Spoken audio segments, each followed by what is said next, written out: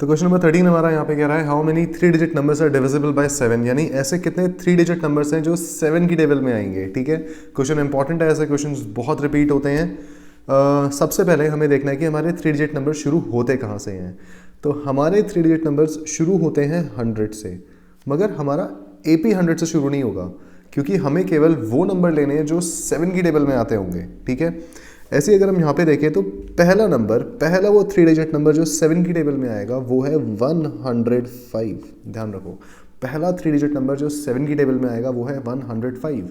अब कैसे पता लगेगा भाई? पहले 100 हमारा पहला 3 डिजिट नंबर है, डिवाइड करो 100 को 7 से, नहीं आएगा पूरा आंसर, रिमाइंडर कुछ बच रहा होगा, फिर 101 को डिवाइड करो, 102 को करो, फिर आइडिया लगाओ, तुम्हारा करते करते 105 पहला नंबर वो मिलेगा जो 7 की टेबल में आएगा।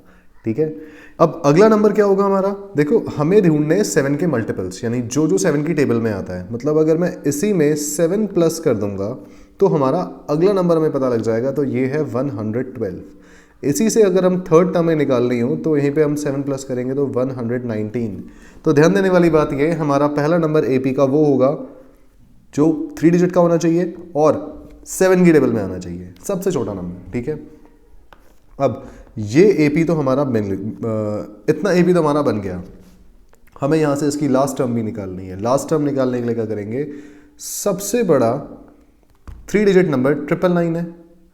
इस 999 को तुम एक काम करो, 7 से डिवाइड करो। देखो 7 1 ज़ा 7, माइनस आया 2, नीचे बचा 9, 7 4 ज़ा 28, वापस बचा 1, बचा 9, 7 2 ज़ा 14, नीचे बचा 5। अब ध्यान से देखो, ये जो हमारा 5 बचा ना, 999 को 5 में से माइनस कर दो, तो 999 को -5 करोगे तो ये आएगा 994। ठीक है, तो हमारा लास्ट टर्म जो आएगी, हेंस हमारी लास्ट टर्म जो आएगी, हेंस AN जो होगा हमारा 994। इसका मतलब क्या है?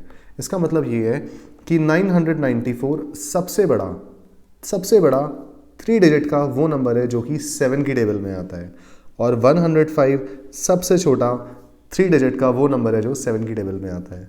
अब हमें यहाँ पे अपना AP मिल चुका है, जिसमें हमारी फर्स्ट टर्म है 105, A1 आया हमारा 105, A2 हमारा आया है 112, और कॉमन डिफरेंस जो कैसे निकलता है, right term minus left term करके, वो आया है 112 माइनस 105। तो ऑब्वियसली वो तो 7 ही आएगा, क्योंकि सब में 7 का ही डिफरेंस है।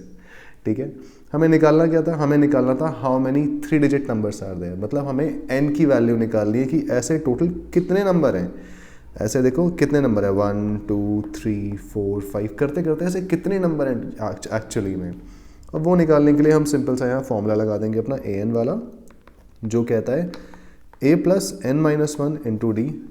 AN यानी लास्ट टर्म जो है हमारी वो है 994 इक्वल टू A यानी first term plus n-1 into D। ध्यान से देखो, हमें n की वैल्यू निकालनी है। अब ये 105 इधर आएगा तो ये हो जाएगा 994 माइनस 105, ये आ गया 889 इक्वल टू 7 को n से मल्टीप्लाई किया तो 7n हो जाएगा, 7 को -1 से मल्टीप्लाई करेंगे तो -7 आएगा। अब इस -7 को उठा के अगर हम इधर ले आएंगे तो ये हो जाएगा +7 और इक्वल टू 7n।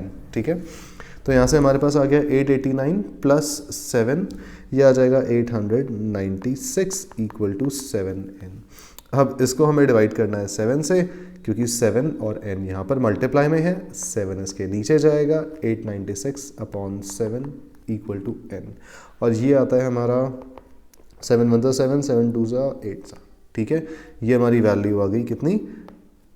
n की वैल्यू आ गई 128, यानी टोटल 128 ऐसे नंबर्स हैं, टोटल 128 ऐसे नंबर्स हैं जो कि 3 डिजिट के हैं और 7 की टेबल में आते हैं या 7 से डिवाइड हो जाते हैं।